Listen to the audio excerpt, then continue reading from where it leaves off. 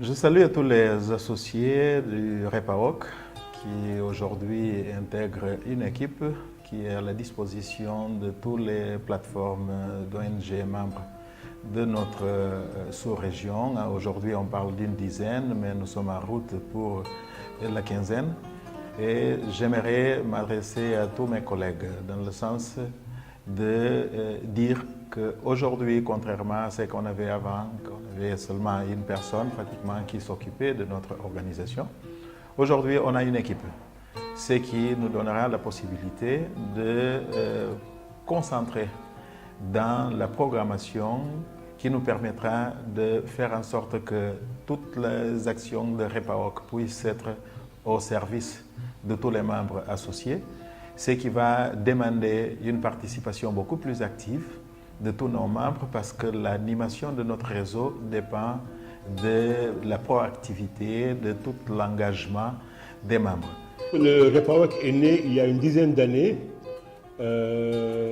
dans une démarche très particulière parce qu'à l'époque, on avait des organisations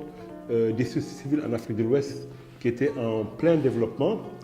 et qui se structuraient à des niveaux, disons, à un niveau régional. Et à ce moment, je crois que le REPAOC est apparu comme une structure qui devait faciliter la mise en réseau, la mise en place de dynamiques sous-régionales correspondant notamment à l'Afrique de l'Ouest. Le REPAOC est une structure stratégiquement qui a été mise sur pied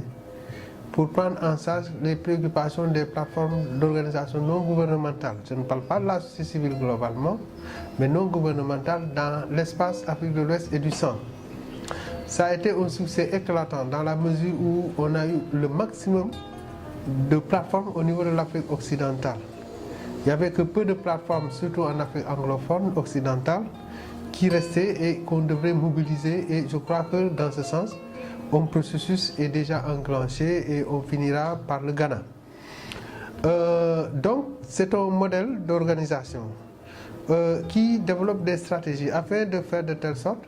que non seulement on ait un cadre institutionnel d'action entre organisations non gouvernementales, mais dans le même temps, que l'on puisse réfléchir d'une manière stratégique sur le devenir de nos pays, mais plus encore dans cela, sur le devenir du monde de la corporation, donc des organisations non gouvernementales. Je crois que si le REPAOC revêt ce caractère de cadre fédérateur qui organise la réflexion stratégique sur le devenir de nos institutions, déjà, c'est un outil extrêmement important pour nous. Le deuxième aspect, c'est que le REPAOC est un réseau, c'est-à-dire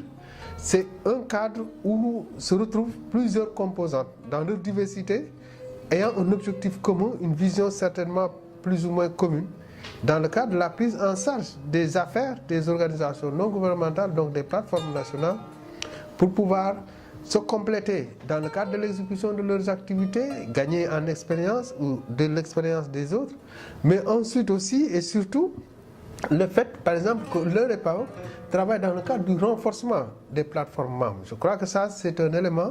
extrêmement important parce que justement, c'est à partir de là-bas que nous nous ressourçons pour pouvoir améliorer les activités au niveau de nos plateformes respectives. Le REPAOC a développé depuis 2 ans un système de gestion comptable, financière, opérationnelle extrêmement rigoureux, extrêmement dur parfois on va dire, mais qui renforce sa crédibilité au niveau des partenaires techniques et financiers. Ce qui est extrêmement important dans la mesure où, dans la recherche de financement, les partenaires veulent être sécurisés. Ils ne souhaitent pas avoir des problèmes dans des gestions, ils ne veulent pas d'avoir cela. Ils préfèrent évidemment pouvoir développer un programme ou un projet et que les impacts soient clairement visibles pour eux. D'autre part, cette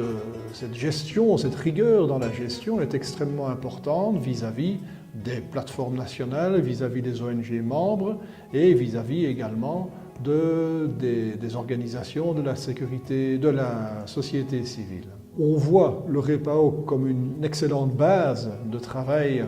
pour développer des programmes. C'est également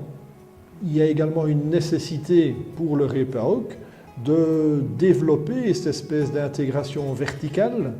avec les partenaires, avec les plateformes nationales, mais également avec les ONG phares, les grandes ONG de la région. Nous devons travailler ensemble de manière concertée, coordonnée, pour que dans le cadre régional, on soit en mesure de produire les synergies nécessaires qui permettront de faire développer notre sous-région. J'aimerais bien